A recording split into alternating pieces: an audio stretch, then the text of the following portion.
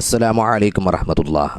നബി സല്ലല്ലാഹു അലൈഹി വസല്ലമ തങ്ങളിൽ പ്രതീക്ഷയർപ്പിച്ചവർ എന്ന ഈ ഒരു പരമ്പരയിൽ ഇന്ന് നമ്മൾ മനസ്സിലാക്കുന്നത് രണ്ടാം ഖലീഫയായ സയ്യിദുന ഉമർ ഇബ്നുൽ ഖത്താബ് റളിയല്ലാഹു അൻഹുവിൻ്റെ കാലഘട്ടത്തിൽ നടന്നൊരു സംഭവമാണ്.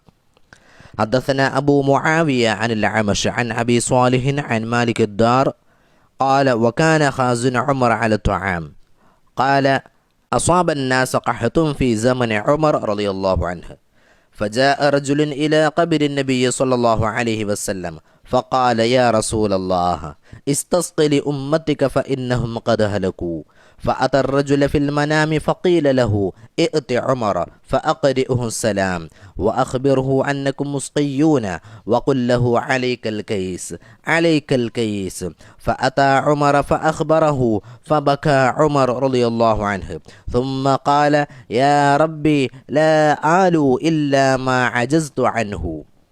ഇസ്ലാമിലെ രണ്ടാം ഖലീഫയായ ഉമർ ഇബ്നുൽ ഖത്താബ് റളിയല്ലാഹു അൻഹു ഭരണം നടത്തുന്ന കാലത്ത് കടുത്ത വരൾച്ചയെ രാജ്യം അഭിമുഖീകരിക്കുകയുണ്ടായി.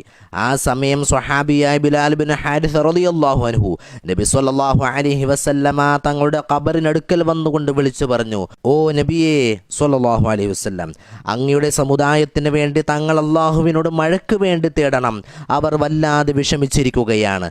ഇങ്ങനെ പറഞ്ഞതിനു ശേഷം മഹാനവറുകൾ അവിടെ ഇരുന്നൊന്ന് മയങ്ങിപ്പോയി.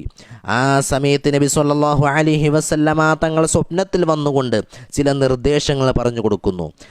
നിങ്ങൾ ഉമറിനോട് റളിയല്ലാഹു അൻഹു എൻ്റെ സലാം പറയുക, അതിനുശേഷം ഭരണത്തിൽ വരുത്തേണ്ട ചില മാറ്റങ്ങൾ സംബന്ധിച്ച് നിർദ്ദേശങ്ങൾ നൽകുന്നു. ഇതനുസരിച്ച് മഹാനായ സ്വഹാബി ബിലാൽ ബിൻ ഹാരിസ് റളിയല്ലാഹു അൻഹു ഈ വിവരങ്ങൾ മുഴുവനും ഉമർ ഇബ്നുൽ ഖത്താബ് റളിയല്ലാഹു അൻഹുവിനെ അറിയിക്കുന്നു.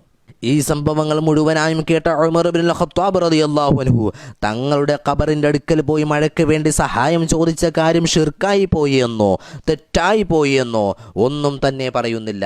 അത് പൂർണ്ണമായി അംഗീകരിക്കുകയാണ്. ഷിർക്കിനെതിരെ അഹോരാത്രം പോരാടിയ ഉമർ ഇബ്നുൽ ഖത്താബ് റളിയല്ലാഹു അൻഹു മേൽ പറയപ്പെട്ട ഈ ഒരു വിഷയം ഷിർക്കായിരുന്നുവെങ്കിൽ അത് തടയുമെന്നതിൽ യാതൊരു തർക്കവുമില്ല.